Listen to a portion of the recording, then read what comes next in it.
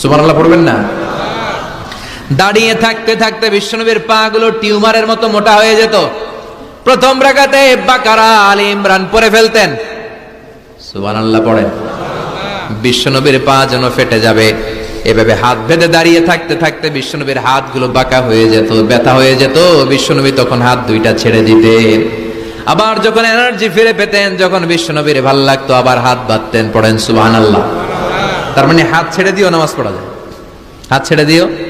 মালিকি মাযহাবের কিছু স্কলাররা ওনারা মত নিয়েছে, ওনাদের অনুসারীরা এরসাল করে, আমাদের দেশে কেউ বাদে এইভাবে, কেউ এইভাবে, কেউ এইভাবে। মালিকিরা বাদেই না, কেউ বাদবই না, কি করবি কর, আছে না নাই?